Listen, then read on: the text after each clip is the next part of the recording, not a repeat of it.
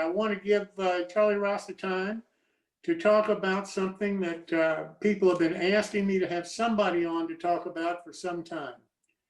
I did an article on computerization of model railroading, and people started talking to me about JMRI and all of these things, and raspberries and Arduinos, and my eyes glazed over and I was ready to go to bed. And so I've been looking for somebody that could try to make sense out of this, at least for dummies like me. And Charlie, I think, is the guy that can help us with that. And Charlie, I can't thank you enough for being here this evening, and I'll turn it over to you, sir. Okay. I'm going to open up my, well, what is that? Let's open up the PowerPoint presentation. Here we go. All right. What I'm going to talk about tonight is JMRI operation. Can everybody hear me? We can Hello? hear you, but we can't see the slideshow. I thought I hit the share button. Nope. Did you get the menu that says share and what window? Hold on a second. Oh, let me go back to the let me go back here. Yeah, okay, here I am. Okay, so I'm going to hit the share. All right. And oh, I see the windows now. I guess this is my PowerPoint JMRI. That's it. Yay, Right. we can see it. Now you can see it. Good. So let's hit play from the start. Let me play it from the start here. There we go. Okay. Well, now we're going to talk about JMRI operations. Now, first of all, let's get to JMRI. JMRI stands for Java Model Railroad Interface. It's an open source set of programs that have been developed, and it links our trains to a computer using the Java software language, which is compatible to lots of personal computers and other kinds of computers. It started to be developed in the late 90s and early 2000s. And the first set of programs that they wanted to get to was a thing they called Decoder Pro, where Pro stands for programmer. And it was a way to program various manufacturers' decoders, both mobile decoders, stationary, and sound decoders, with standardized graphical panels based on each of the single manufacturer's decoders. So if you have a Digitrax decoder and it's a non-sound decoder, the panels are set up specifically for the Digitrax non-sound decoder. And the same thing goes if you're trying to program a tsunami. You have a set of you have a set of panels that allow you to change all the CVs and all the different functions based upon what the tsunami panels are. And the same goes for TCS, ECU, ESU, and other decoders, NCE. And I got involved in that pretty early on because I was doing a lot of decoder installs, and I converted my layout from PFM sound to DCC. So my first introduction to JMRI was using Decoder Pro, and now it's the only way I go. It's very, very easy to use. It's very nice, and we can do a clinic another time on that. What is the other functions of JMRI? There's a thing called Operations Pro. Operations Pro generates switch lists and manifests for trains. Now, they don't have to be freight trains. They could be passenger trains and work trains, but I use it specifically for freight trains. This is the aspect we're going to cover tonight. The other areas of JMRI that I'm not going to cover are layout panel editor, where you can make panels of particular yards, or dispatcher panels, where you could even look and you can actually make a CTC kind of panel on JMRI. So you can have a dispatcher use that CTC panel and actually turn switches and track trains based upon what do we call those? Block detectors. You can also use cell phone throttles. You don't, JMRI will link your cell phone into your layout so you can use a cell phone for a throttle. Dispatcher panels, you can do signaling control, and you can do automation. Again, we're not touching that. We're trying to just talk about operations and switching and making up switch lists and manifests. So I don't play with cards, and I'm letting the computer generate my switch lists. So what the first thing you have to do is when you wanted to do this, you have to figure out what your railroad is. What's the route? Where is it going to go, and what do you expect it to do there? Okay, so here is a route of my railroad. I have a staging from where cars and trains start. Then the first town coming in from the staging is the town called Casa de Dio. It is an industrial area. It has a brewery, electrical supply place, team tracks, stock car repair, scrap metal dealer. The next town in is the division point, and it's called Durango. The main line runs east from Casa de Dio and the staging. There are 3 yard tracks there. There's an industrial spur that has a millwork, it has a general store, and it has a freight house. And then there's another spur for the coal tipple, where you get in coal and sand for the locomotives. Down the line, our next stop would be Dolores. It is a junction that has branches to both the logging and the coal mine. It has a grocery supply place, and it has an oil service dealer. After that is Placerville. It's the midpoint of the route, and it has a passing siding for east and west meets. It has a mill, and it has stock pens. After that is Rico, and Rico is a town that has the sawmill that gets fed by the lumber camp, and it has a supply location, Durham Supply, and a team track. And the next division point is called Ridgeway, and it has lots of places to drop and pick up cars. It has the Graham Soil Depot, a feed supply, a grain elevator, yard tracks for empties. There's a separate spur for an ice house. There are also spurs for the LCL Freight House, a maintenance of way yard, and a coal tipple, and a stockyard.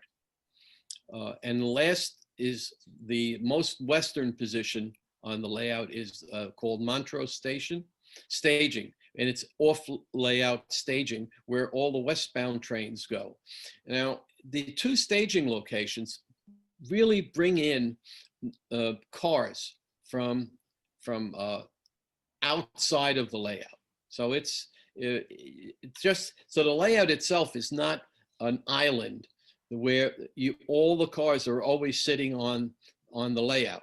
No, the cars exit the layout either in Alamosa staging or in Montrose staging. So just like a real train. Now, you can also find that there's through cars where you have a car that gets positioned in Alamosa staging, goes on to a through freight and runs all the way through to Montrose. So it goes out and beyond. This is the theories, and you have to recognize what goes into that, the locations of the layout. Now, the trains that we have a daily westbound, daily eastbound, and here's the important trains.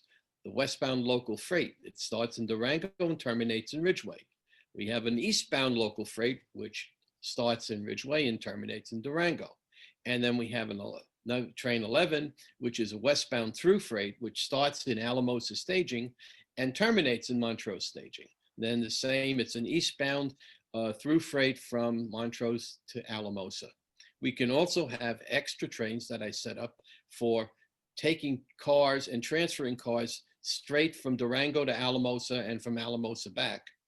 Then there's an oil extra because the Gramps Oil Depot is in Ridgeway, and oil trains can run from Ridgeway all the way into Alamosa staging.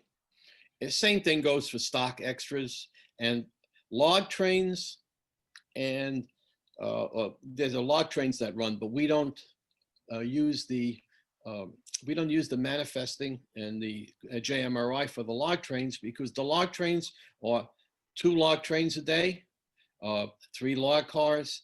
One leaves full from the logging camp, the other one leaves empty from the sawmill, and then they meet in Placerville and they go up and do their jobs. There's no moving of cars and there's no picking of industries. However, the logging camp can receive boxcars and refrigerator cars from for groceries, for supplies, and the coal mine would get empty gondolas and we would pick up loaded coal cars. Their coal cars were all gondolas on my layout. So that's the basic train. So we have locations and we have basic trains. So and I want to take you through an actual process of, and let me show you the next slide. And the next slide will show you a switch list for the little number 3 local. Number 3 local starts in Durango and it goes to Ridgeway. It has to pick up 6 cars in Durango. It has no work in Dolores, but it has a scheduled pickup in Placerville. And then when it gets to Ridgeway, it's going to set out a gondola at a coal tipper. It's going to set out 2 reefers in the ice depot, etc. Now, what I'm going to show you is videos of the process of building, using this manifest or this switch list to build the train, put the train together, and make it run. Okay, the first thing I do is I'm in Durango. I have 6 cars. I have to locate those 6 cars in Durango. I have 3 yard tracks and a long industrial supply spur. So what I've done is that if I have more than 4 or 5 cars, I made these little tags with numbers on them, and they're sitting on a post in the front of the yard, and they're key tags, and I have them numbered 1 through whatever number 10. So I know I need 6, so I pull off 6. So I now look and find the cars in the yard. Here are the cars. We've got the first car is a gondola, and the next car, you can see this car number 5 is the flat car. Next, a little bit further up on the next track is the number 6 car. The number is 3 car is in the industrial spur at the general, the freight house. Number 2 car is sitting at the grocery supply, and the number 4 car is sitting at the millwork. So we have, you see that long industrial spur has 3 cars in it, and there are 5 cars in total. 2 cars we can't touch. Well, we have to leave there. All right, so we have to move all 5 cars and assemble the train, and then replace the 2 cars that were not to be selected. So we'll go here. Now I have a switcher, and I'm going to show you this. This should work. Switcher's going to go in there, and he's going to pull out those 5 cars. What you are seeing is one of the new Bachmann 060s that I converted it from ON30 to ON3.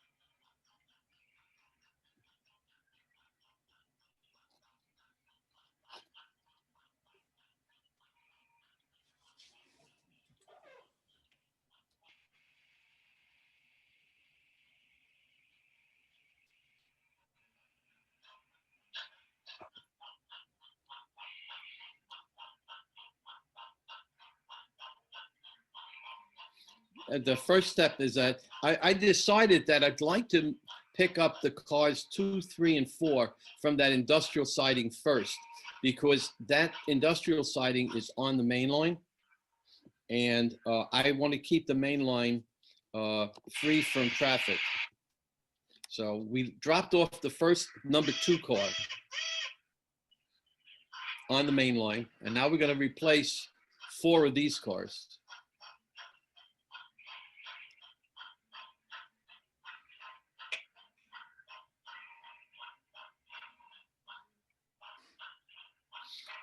I have to tell you, I did both. I did the switching and the loco driving and the video at the same time. It was like juggling 3 plates.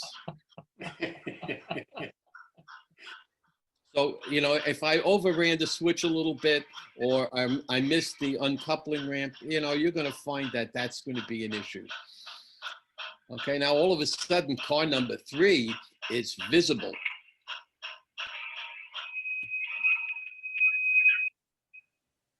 So we're now going to pull off car number 3 and stick it with car number 2. Okay, go ahead. It's a cute little switcher. I thought it was very cute looking.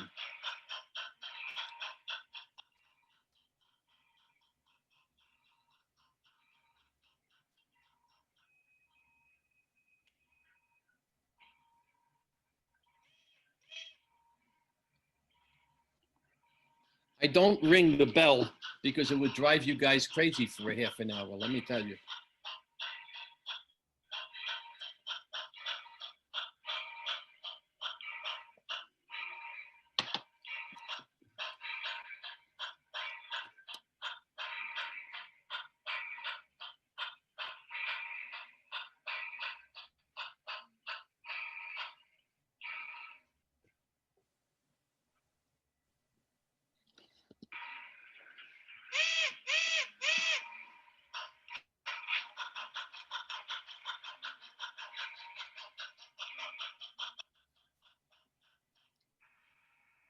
And this again is my fantasy railroad nut, guys, because Rio Grande Southern number 15 was I believe was a little 280, and I made this one 15.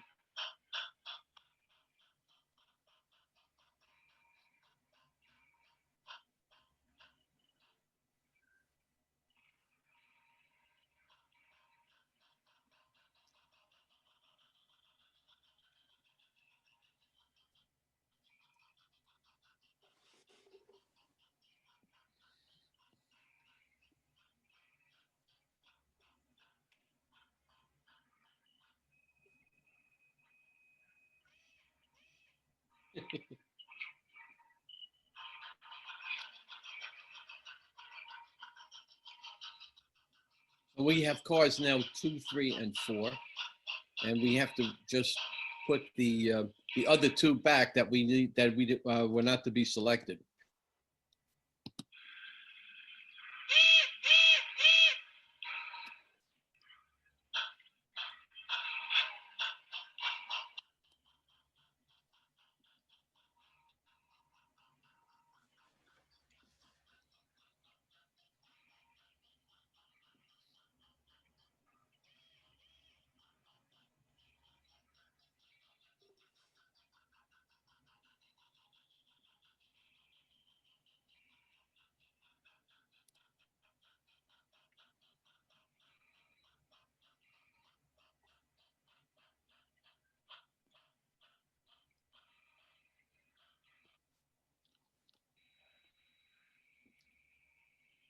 So we left the 2 cars that we didn't want to select. We have cars 2, 3, and 4, and now we're going to bring in the cars 2, 3, and 4 into where the main yard lead is, and we free up the main line for any other train coming through.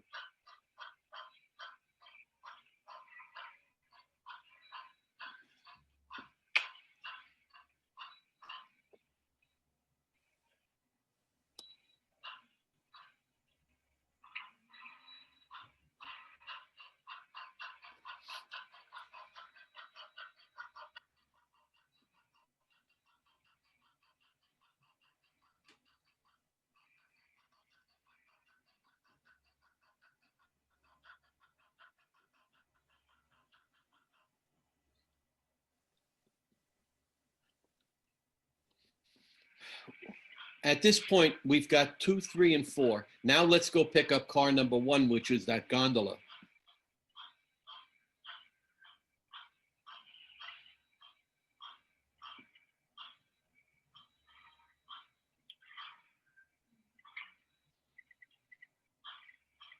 And again, we have a boxcar that we don't need.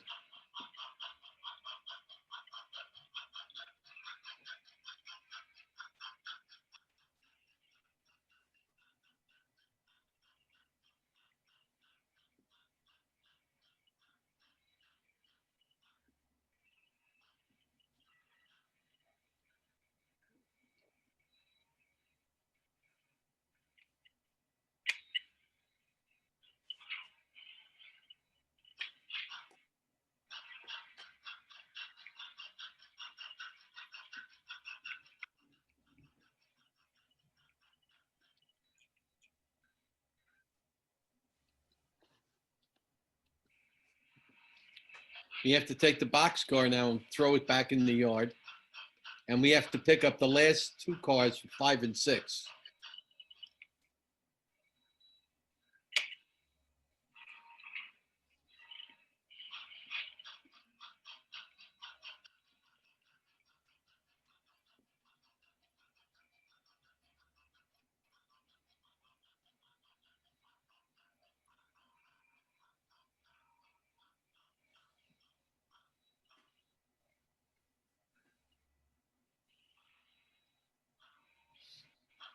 It is very important that if you notice, I wanted to keep these cars in the sequence of the manifest. I found that it really helps because switching further down the line makes life very simple. If you have to hunt and peck for cars every time you come into a location, you're trying to block your cars so that they're correct for the switch list. This is the way the prototype railroads do it. And we try to do as little of shuffling down the line. We're trying to do all the shuffling here when we're building the train. Now we have 1, 2, 3, and 4 together.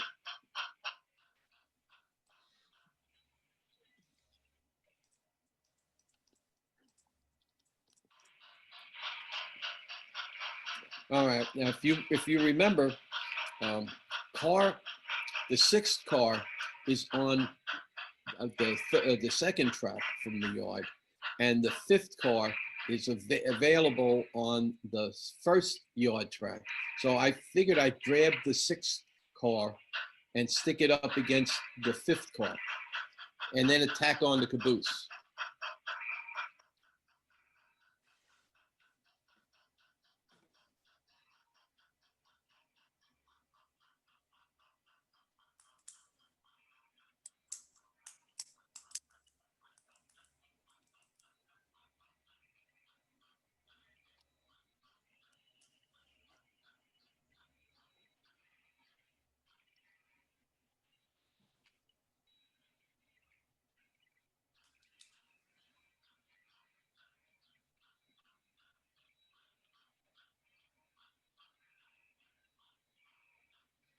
If you notice, there is a Katy uncoupling ramp, and it's indicated where the pencil is. Makes my life a lot simpler.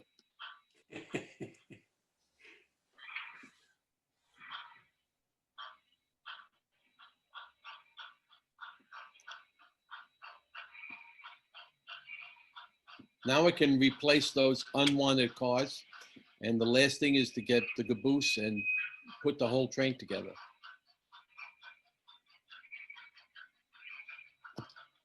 How are we doing for time? Okay, we're good.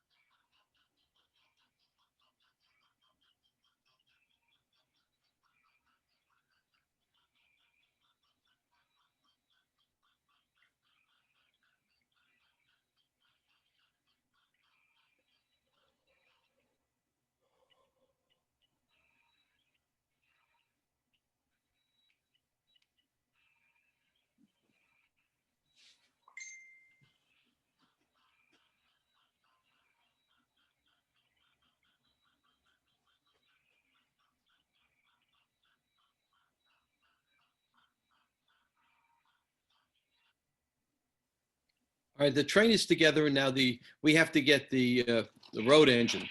The road engine is coming off, and we're going to attach it to the train. Then we're going to take each of the tags off off of the cars and check it against the manifest to make sure that the manifest and the cars and the train match up.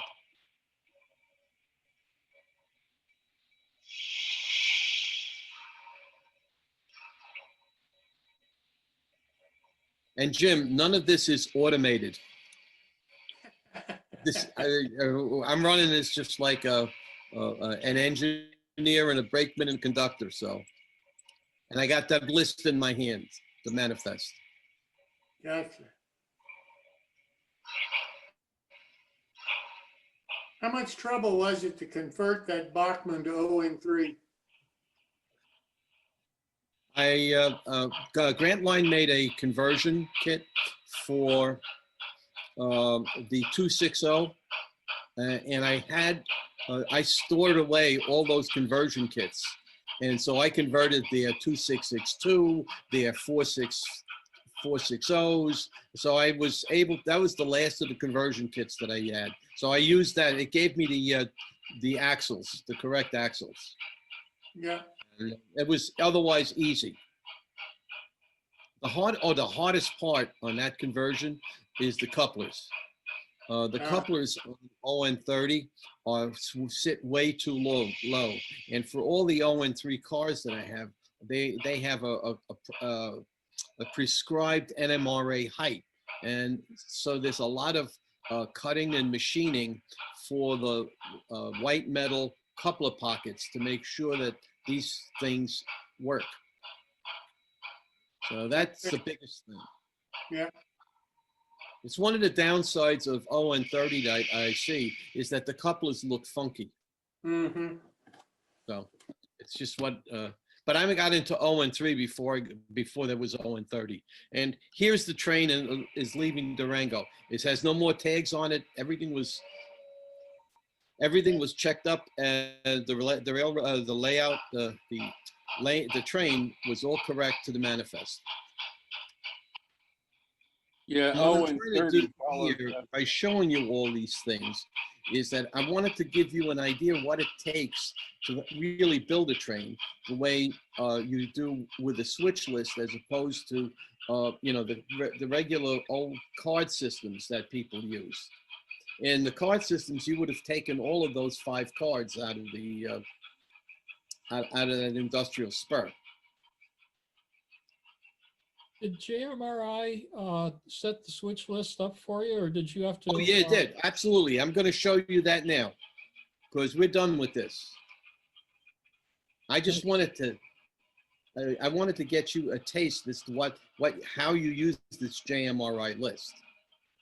Now I can get back to that list to you. You want me to go back and I'll show you what that manifest looks like, or you want to go, should go ahead. All right. How does this happen is what I'm going to show you.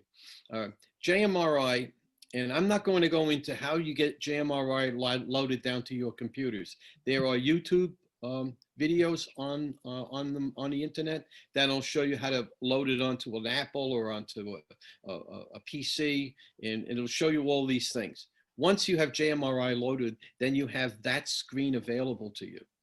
All right, and so that is the original Panel Pro screen. And if you look at the top, it says Panel Pro, File, Edit, Train, Roster, Panels, Operations. And Operations is the menu that we're really interested in.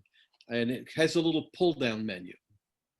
And remember I said to you, the first thing we have to do is define our railroad.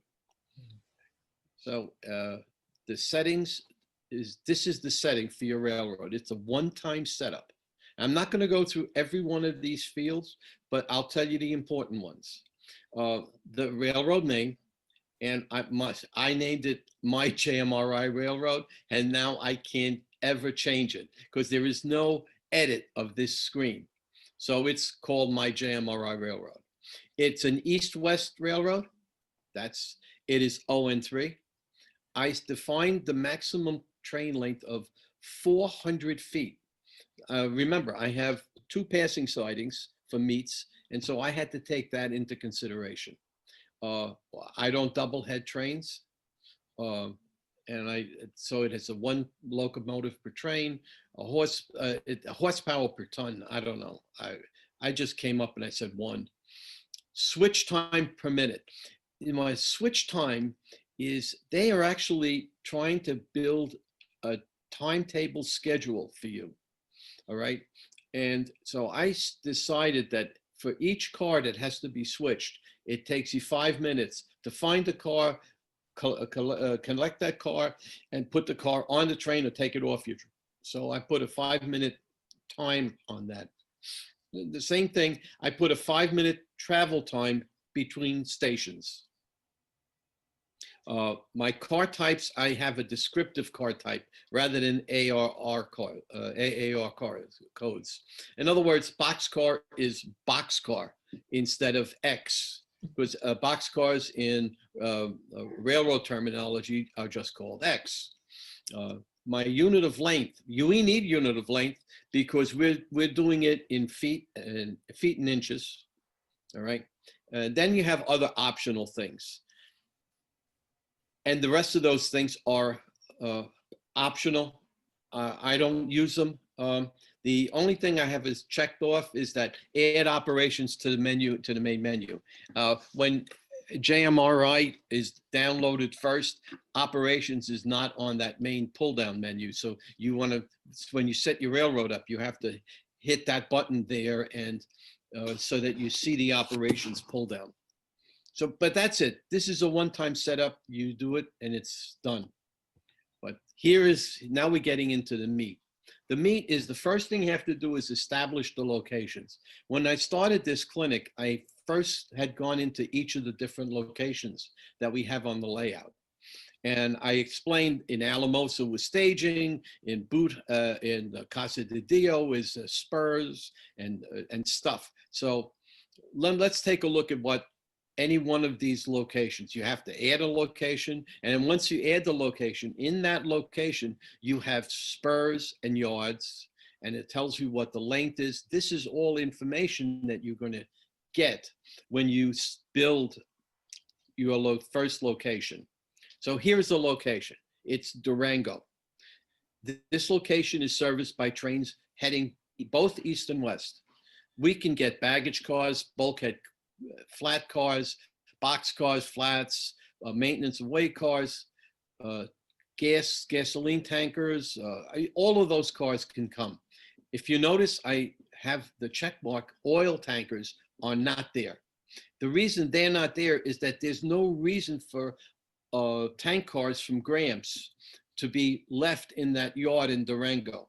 The Gramps cars go directly from Ridgeway to Alamosa and from Alamosa back to Ridgeway. So yes, you can pick and choose the cars you want to have.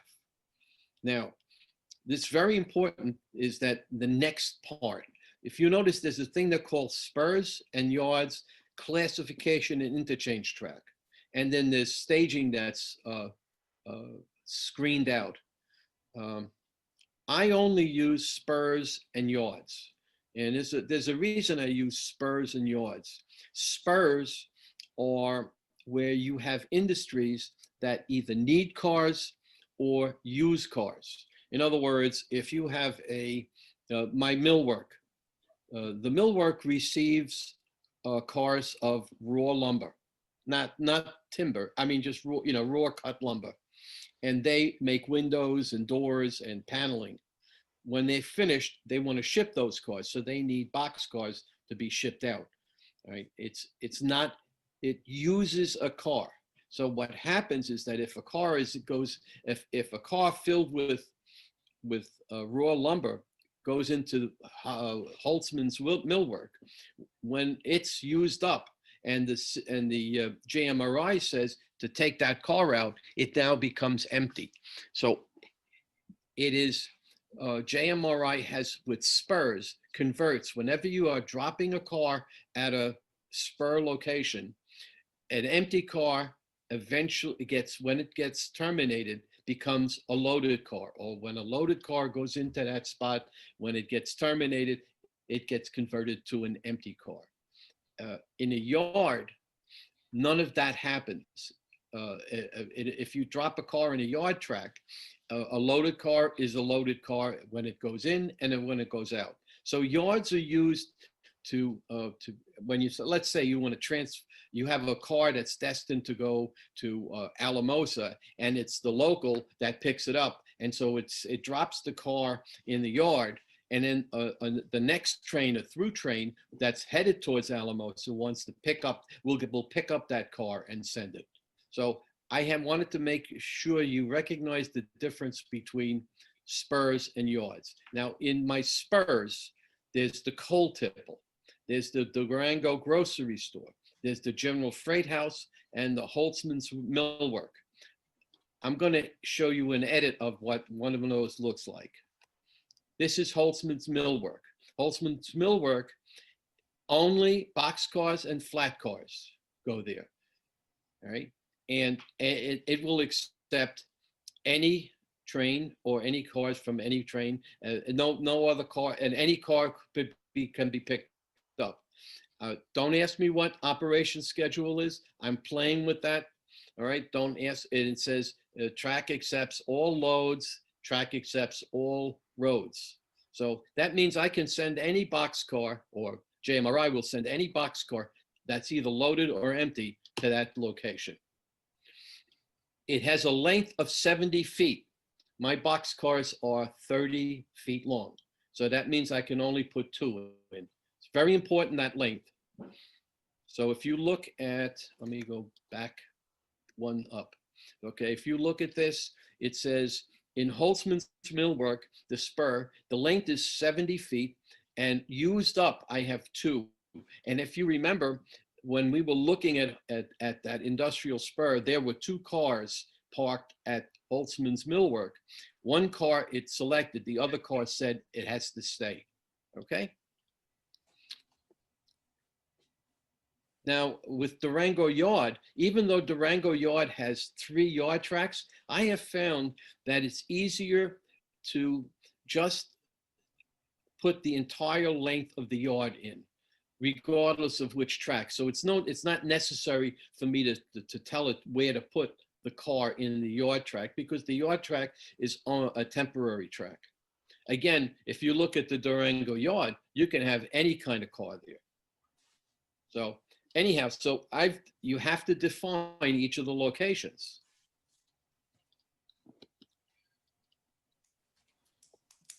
Now let's talk about the next thing that you have to define. You have to define all your cars.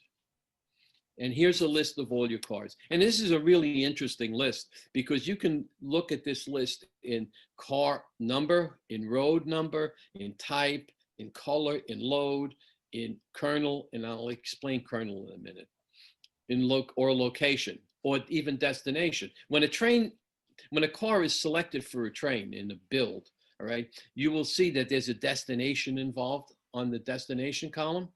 But the other column where it says its current location, you can see. So the tank car, the NCO, which is Nevada, California, Oregon tank car, number 9, is in Casa de Dio team track. Car number 10 is a Connex tank, gas tank car.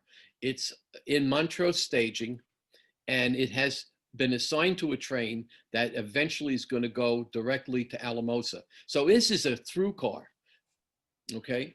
So if there's no destination, it means the car has not been assigned to a train. So how do you add a car? I'll show you what it looks like. This is how you add a car. In order to add a car or edit the car, you have to tell it the road name. You have to tell it the road number. These 2 things are really important. It's that little number that's with the road, with the road name abbreviation and the number of the car. That is the critical car identifier. You can't have 2 of the same car. You have to tell it what type it is, and feet. You got to tell it the length of the car. Now it has a thing called ounces and tons. Right now, I haven't played with this because there are some cars that are very light, which are plastic, and some cars which are basswood that are not weighed really very well. And then there are some brass cars. For an example, the flat cars are all brass, and they weigh a lot. All right. And right now, I'm limiting the train sizes. I understand that JMRI takes that into account and will not, if you have a limit on your train size, on your weight, the car won't be accepted in the train. Now, their optional things are the color, the load, and a kernel. And kernel is if you more for unit trains. If you have like three log cars that you want to keep together, you would give that a kernel name, and then it would recognize and keep those three cars or those two cars together. A good example of a kernel would be a wrecking crane and a boom car. You'd never separate the two. Okay. And there's other little information, but that is basically the important steps of your cars. Okay. We talked about the locations. We talked about the cars. Now we have to talk about the routes. A route is, you assign a train to a route. A route is, it goes from point A to point B, to point C, to point D, point E, etc. It's the sequence of events that where you go. Now you could skip a route.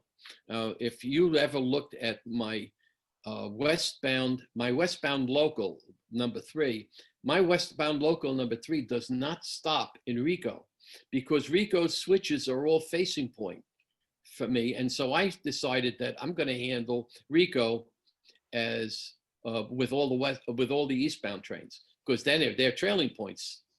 So now what does a route look like? This is what a route looks like. This is the little train that we were working with today. Its first location starts in Durango. It's a westbound train. It has pickups. Obviously, it has no set outs because it's starting here. I have a maximum length of 230 feet, and I know that there's a 4% grade between Durango and Dolores. Important. That's where the weight comes in. And this random, okay, what random is, this is a factor that it goes through and multiplies the pickups. And I say, of all the cars that are picked for Durango, I only want you to give me half of them.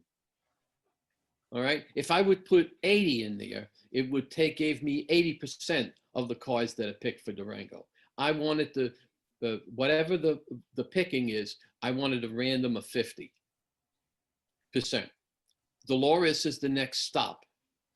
And Dolores, I have, or the moves are the other one that is very important. I have no more than 6 moves. A move is pick up a car, set out a car. That's 2 moves. That's not the number of moves it takes to pick up a car. The number of what that move means, the number of pickups and the number of set outs. Placerville doesn't have a lot. So it has a maximum moves of 3. And yes, it is pickups, and yes, it is set outs. And Ridgeway there were no pickups because that's the end of the line. And yes, there's set outs. So that route, that's a route. So now we haven't built a train yet. We haven't assigned a train to that route. So that's the next step. The next step is to create our trains. From the create menu, or from the create trains menu, we have each of our trains. I gave you a list of the trains that we had, and I do that. I have the eastbound and westbound passenger train, and I have the each of the little extras. But if you notice, I do have westbound local 03, and it says westbound local 3, and it goes from Durango and terminates in Ridgeway, and it's currently in Durango. We picked 7 out of 9 cars. Now, if you remember that manifest, we picked 6 cars for that train, but in Placerville, it had to pick up a reefer. So by the time it's finished, it's 7 cars.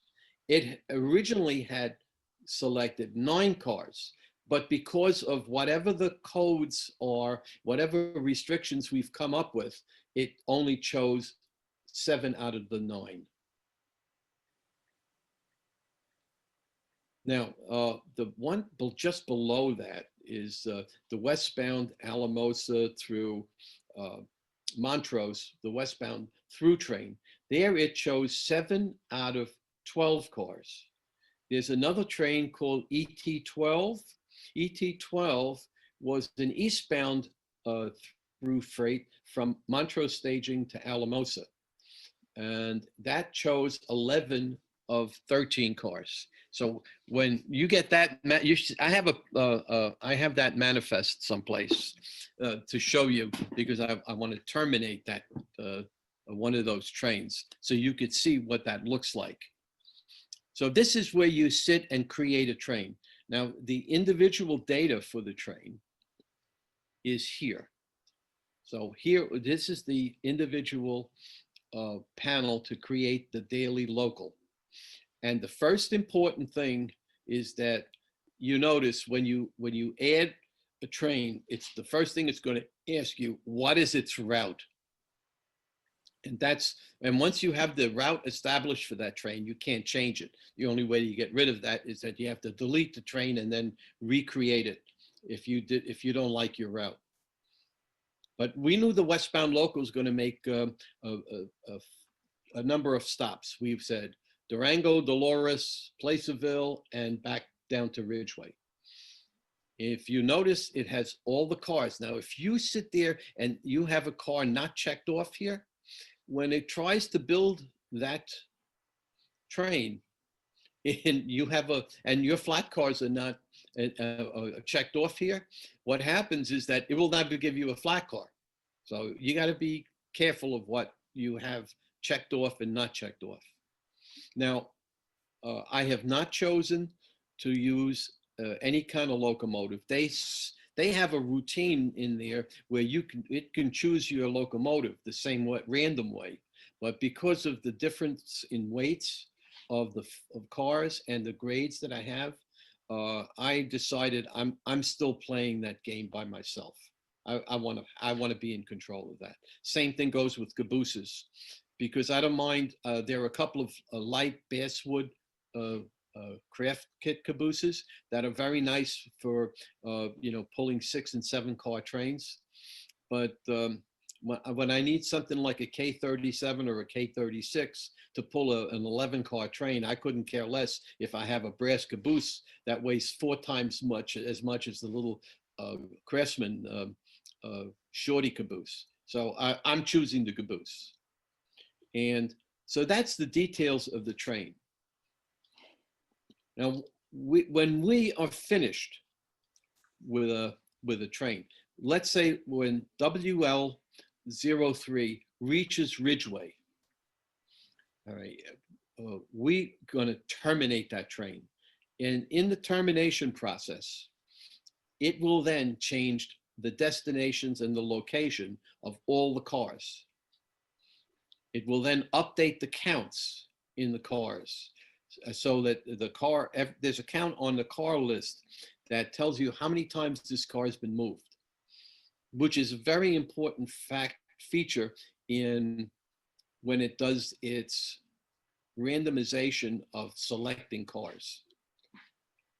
And so this termination process is one of those processes that is important and required. There are other things that happen when you build a train. If you build a train and you see that you selected no cars for your train. So imagine if I decided I want to build my WLO3. I hit WLO3 and it says 0 cars selected. I want to find out why it only selected 0 cars. So I might have to look at what's in the yards. I would have to look at why this. So you can reset.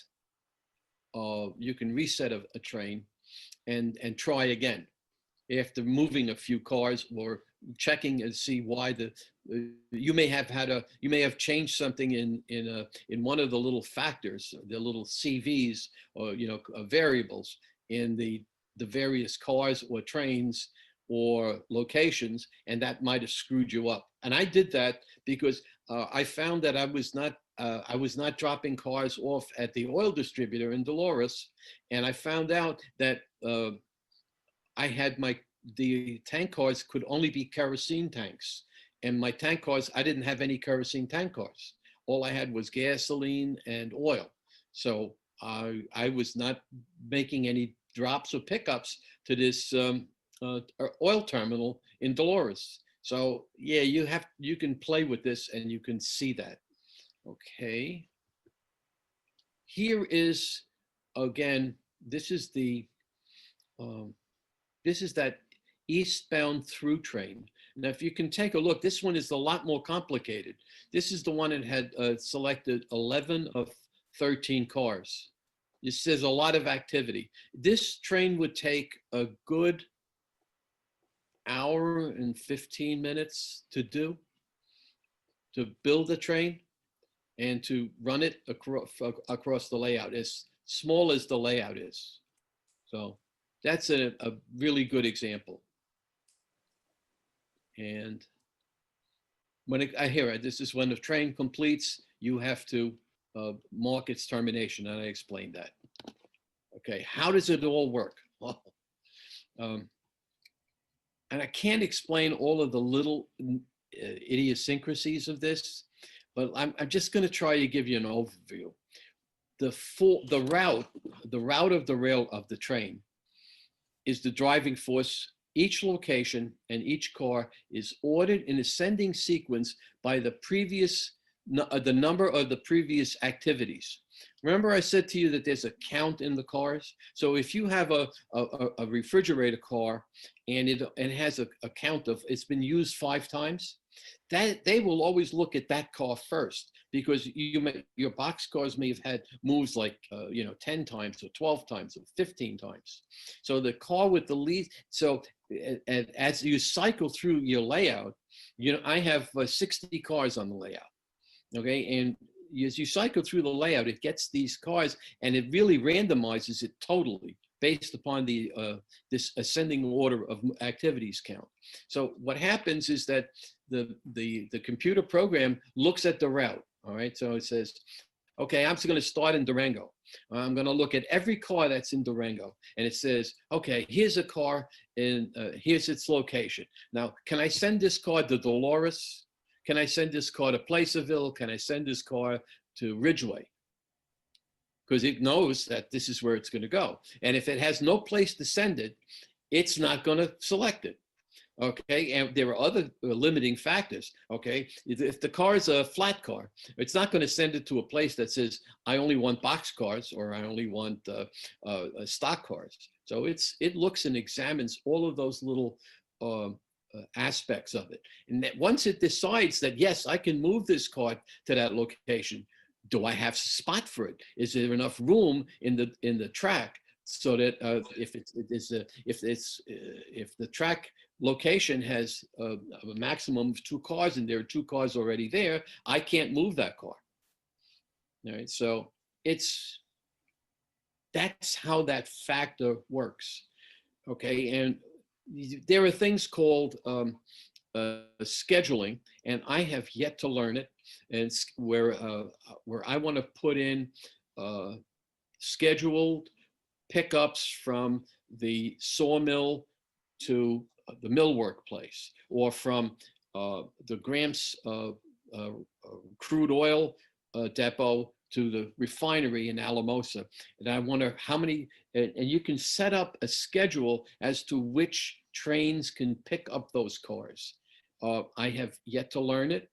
It's it's a rather complex process. I've tried it a couple of times, and I got builds where I got no trains, where I got no cars in a train. So I have yet to learn it.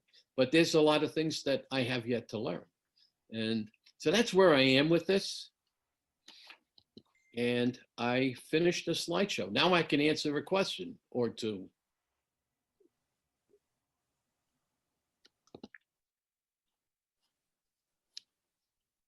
Anybody have any questions? Well, Charlie, don't have a question, but this is what I've been looking for my own operation. I have used the card system, and I find it very clumsy, very slow, because you got to check each car out or the card for each car. And here you have a list, and you can look at it and see everything at once, and it's only one sheet of paper usually. So yeah, thanks for the presentation. Very interesting to me.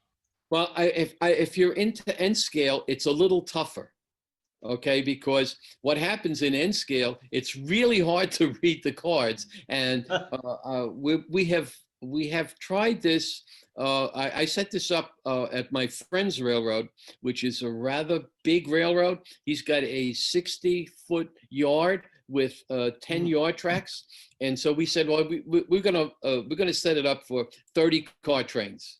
You can spend an hour and a half digging up cars, and digging cars out of the yard because it's just so hard to find them. In N scale, it would be impossible. Yeah. Right? So that's why I came up with the little tag thing, because I'm looking forward to going to my friend's house and with the tag thing, and then so we can just sit there in advance and drop the tags on the top of the cars and do it. So. Yeah, it is very interesting, and I truly enjoy it, and I have a couple of trains sitting out there, and I'm just, I'll only run it. I may run the train, build the train in Durango, and run it to Dolores, and spend an hour doing that, and then they come back 3 days later and finish up the train. Okay, and the only danger is my grandsons come in and then they decide to have create a little chaos and and they do that, but it does happen. As a kid growing up, I would sit at the top of the hill and watch the trains build the cars, and I loved seeing the things moving back and forth, and just what are they doing with all of these cars and why are they moving them, and this makes it very interesting for me. Mm-hmm. Charlie, I have a question. This is Greg. Yes, Greg. I'm sure you didn't do it all at one time. It could have been over weeks, months, I don't know. But if you had to, for a layout, say of your size, enter all of the prerequisite information into it, such as the routes, destinations, locomotives, and cars and stuff, how long do you think that would take? Well, it really isn't bad. It's very easy to do. My next door neighbor, my next door neighbor, I got involved into trains. He has a nice a 4x8 L-shaped layout with a 4x6 extension. Has room for.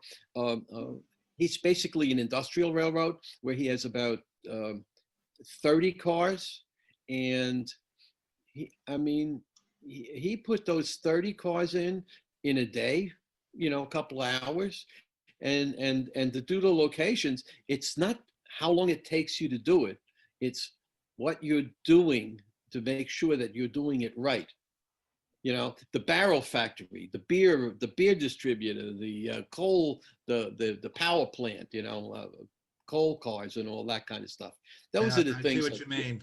Yeah, that's the aspect that you have, and then you tweak it, because the first time you do it, you do it, and you're going to get selected one car on a 15-car select. What you wanted was 15 cars, and you got one car. Why'd you get one car? Well, you got to go through this process. But I would say I would say if you know the data that you have, you could do 20 cars in an hour. You could do, you can do all your locations in an hour if if you're careful. Okay, There are thanks. some fabulous videos. There's some fabulous YouTube videos. There's a guy who does Grande Pacific. Has a real ongoing JMRI operations YouTube and a tutorial. He is really good, much larger layout. And my friend who has the large layout, we do like to do this, and we have successfully put in many cars. And I was saying 80 to 100 cars. And the way we started to do that is that we started to take all the boxcars, and all the local roads, and then all of the foreign roads, and we would do that. And then he would only use the cars that are not in the JMRI, and he kept the locations for the cars that we put in JMRI. He kept those in their locations, and then if he wanted to run trains, he would take the ones that were not loaded. And then as he got more and more time, he built it up. And I consider that if you take your terminal and you put your terminal in as the first location, and then you picked up all your spurs, you can just do your terminal with pickups and setouts. Take your train and just do a one shot and see what happens. So that's my 2 cents. Yeah, Charlie, this is Murph. Hey, A Murph. question: can you download into JMRI from an existing, say, Excel spreadsheet? I've got spreadsheets with all of my data for car cards, and it's got everything you might want to know about each particular car, its size, its weight, its lading, where you send it when it's empty. Is there a way of downloading? There is an import and export feature on JMRI. So yes, you can do that, and that could start your process, but you don't have your location on your card. On That's your correct. location.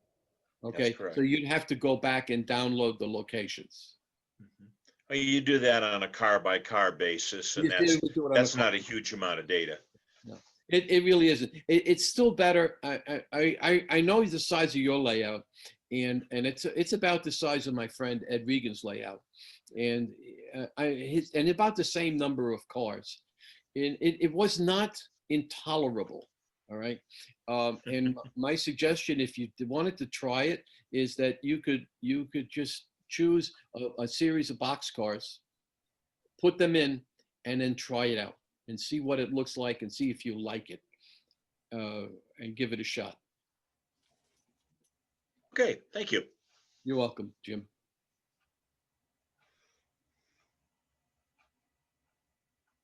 Hey, Happy New Year, Jim. Happy New Year to you as well, and everybody on this forum. Oh, great. Anybody else have any questions?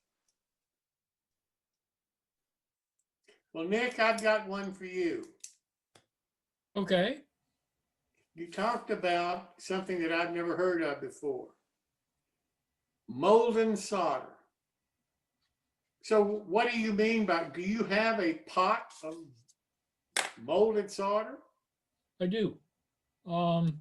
It's a box that, as a matter of fact, if you wait a half a second, I'll bring it out for you.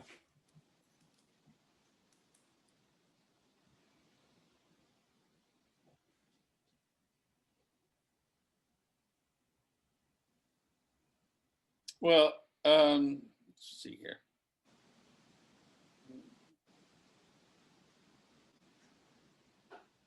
Gonna say the second's up by now.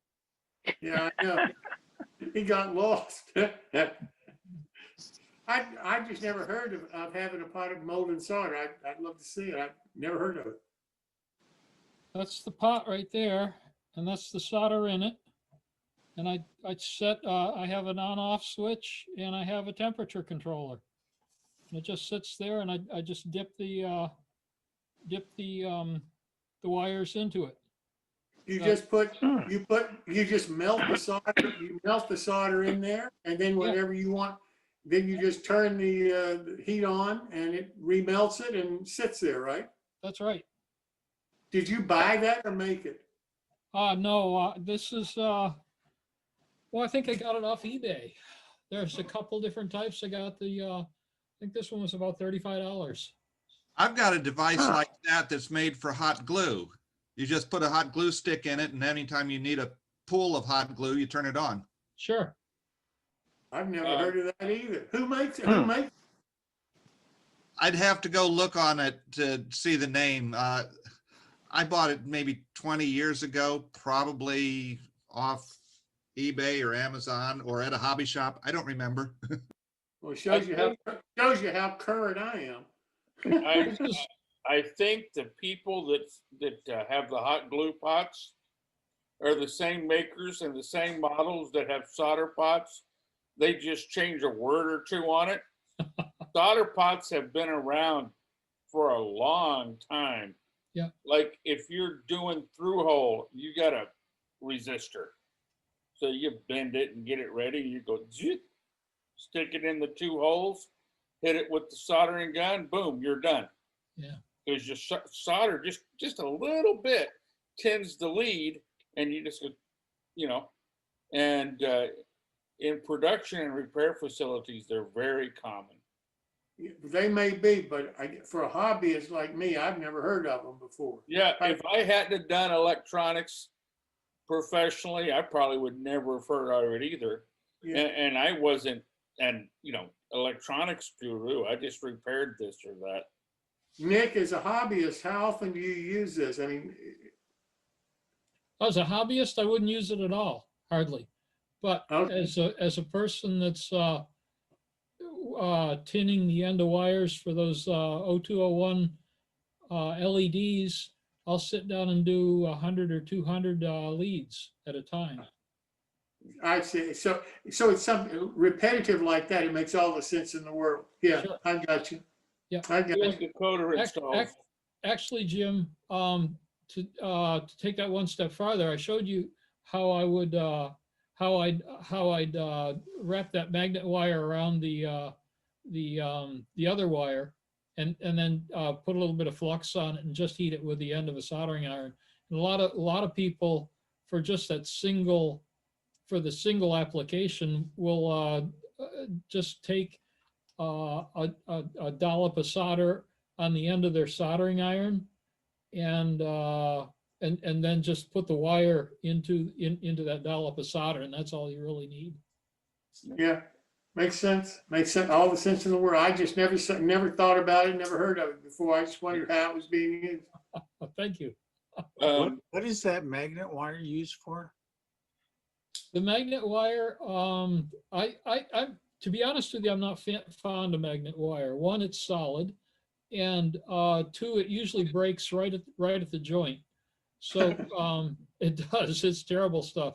So what I'll do is magnet wire is used in electronics a lot. It's wrapped around a core to make an electric motor, to make a generator, as you're coming down in size, to make a choke or an inductor, for Transformer. pardon me? Yeah, it was originally designed for any time you're going to do an electromagnet. Yeah, Because you want the wires as close together as you can get them. And so instead of putting insulation on it, you just put enamel, paint.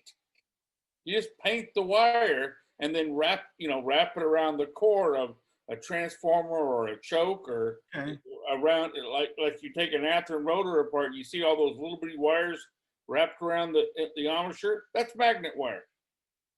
Okay, but it's not usually for hobby stuff. For hobby stuff, you're not gonna use it until very recently, when people started doing the little surface mount LEDs. And use it there because the little bitty pads won't take anything bigger. Okay. and the insulation is stiff, so you get the little wire on there, and you're trying to use a regular wire, even if you got it small enough, you have more insulation. The insulation is bigger than the LED. So you want as little as you can, because you don't want that stuff in your way later. Trying to make it fit in the smallest reason you do use it. Small, small, small. So, Charlie, to get back to you a minute, Yes. I think I understand now about the use of JMRI for the operation, and it makes a lot of sense to me. The hard part, it seems to me, is figuring out on the front end what your railroad is all about.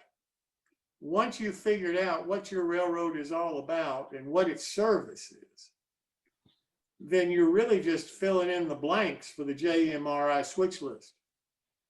I can't put it any better than that. It's perfect. And that's really the hardest thing is what is it all about? That's part of designing the railroad. Yeah. Well, the problem is so many of us, me included, when I started out, for sure, I didn't think about what my railroad was for. I found a track plan I liked, and the trains had to go round in a circle because I was by myself operating, and I didn't want to have to, run them to the end of the wall and have them bounce off and run back the other way. So I had a round the circle layout. I didn't worry about what it was for.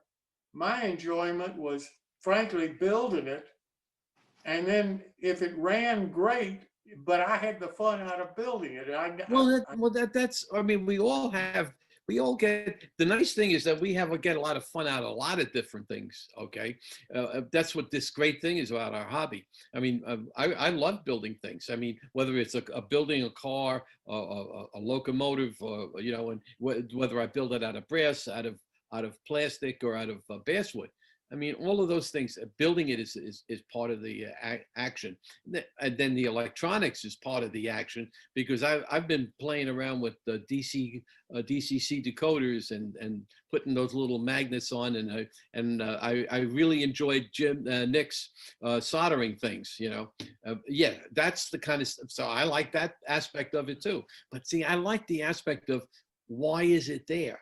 See, and I mean, some layouts, if it just has a circle and has a couple of spurs on it, you sit there and you scratch your head and you wonder, how do how do you get to think about this as an operation? And a good example is my next door neighbor who decided he wanted to build a layout, a 4x8 layout for his grandkids, and because he had trains as a kid growing up. And so I got him involved in the trains, and he's got really involved. And so we took this little circular, oval with 3 switches, and then we added a 4 foot by 6 foot L-shaped corner of it, and we added all sorts of yard tracks. All right, and then we also added a yard coming off on another corner. And so I said, okay, here's a 2-track yard. Okay, the first track is staging coming in from the east, and the other track is staging going out to the west. And so we decided it had room for 4 cars. So we set that staging up. So we could actually, with JMRI, say we're going to run a train from A to B, and from the east-west staging to the west staging, and we'll pick up whatever 4 cars. And let's say he had 20 cars, so we put 20 cars on JMRI. We put those 2 tracks on JMRI, and we built a train, and it worked. So then we took and we said, okay, there's a pickle factory, there's a beer factory, there's a coal plant, there is a what do you call it, a rock quarry. So we started adding cars to each of those. So his little east-west train starts by picking up whatever cars coming in from the east, from the staging track, runs it around the layout, around the corner, drops off in the yard. And so a simple 4x8 plus, an extra extension turned into a railroad that you can actually do JMRI operations. So yeah, you can do it. And if you like to see switching of cars and going through the process, the mental gymnastics that you've got to do, move cars around. Yeah, it's fun. And you know what you're talking about is exactly what Andy Ken talks about. When I talk to him about operation and so forth, it's exactly the kind of thing that you're talking about. And it's really turning your railroad, whatever size it is, into something that is a really functioning, operating model of the real railroad, Yes. regardless of size. Yeah, exactly. Hey, Jim. Jim can attest to that because he's seen that layout. Right, Jim? You've seen Kevin's layout. Oh, I can. He has his. Yes, indeed. Okay, I've seen the layout, and it's just pretty amazing what you can do with it. Yeah, it is. It really is. I mean, it was very interesting, and he puts his 20 or 25 cars on the JMRI, and he can build. He actually did it with his grandkids to make a list up, and he said we have to move these cars here and there. So it's an interesting thing, and it works also for bigger railroads. The interesting part that you talked about that maybe you haven't implemented yet, maybe you will in the future, is that you can determine the weight of each car. Which then automatically determines what kind of a locomotive or how many locomotives you're going to have to move that train, whatever that train is that the JMRI decides you're going to have to move. Yeah, well, in HO, when you're playing with HO trains, the car weights are pretty standard. But let me tell you, when you get up into O scale and into ON3, and you have a brass tank car. That brass tank car weighs about 5 or 6, basswood box cars. I mean, you should. There are a couple of tank cars that you can't imagine how heavy they are, and I have a couple of beautiful brass cabooses. So and I'm reluctant to run them because one brass caboose weighs 8 times what the shorty caboose that I had on that little westbound local. So yeah, well, I've seen the people do operations on a little shelf layout. What's that one that the gumshoe? Yeah, gum stump and snowshoe. Or something like that. Yeah, that's it. The Chuck Younger layout was great layout. Yeah, operations on that, and it doesn't go anywhere. There's no loops on it, and 3 switches or something like that. Probably 15 minutes. Yeah. Okay. Just quick and easy. But Well, yeah, you got to remember, it doesn't work. JMRI doesn't work if you build it like as if it was the Thomas the Tank Engine and it's the island of Sodor. Okay, what you need to have contact with the outside world, because that's the trick. Because you just don't want to move cars, or just it's like having a chessboard and you have all the same figures on it, and none of the figures leave. Right. It doesn't work.